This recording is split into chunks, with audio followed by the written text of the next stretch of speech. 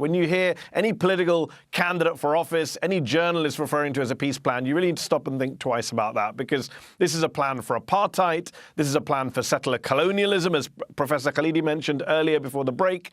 And I think we need to be clear about our terms. And of course, you know, the New York Times put out a tweet yesterday when the plan came out, a breaking news tweet where they talked about the Palestinians being asked to make more concessions.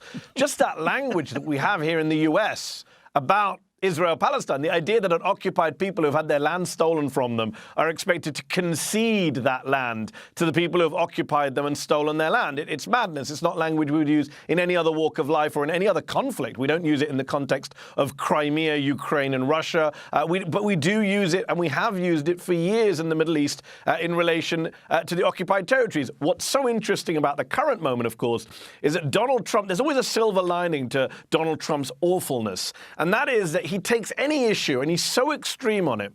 He's so extreme, even by American presidential standards, that he forces people off whatever fence they were sitting on. And I think what he's done in the last 24 hours, with the help of his son-in-law, with the help of Netanyahu and MBS of Saudi Arabia, who's also endorsed this plan, is that he's forced people to basically take off the blinkers and recognize this for what it is. The conflict now is no longer Israel versus Palestine, as it's often set up. As Professor Khalidi pointed out, it's not. It's a one-sided war.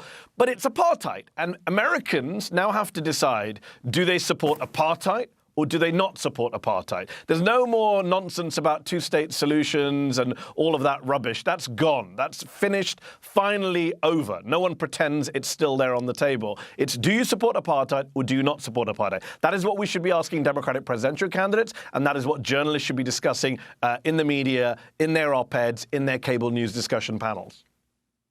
And many talk about American opinion polls. They're very interesting on the issue of Israel-Palestine. Yes.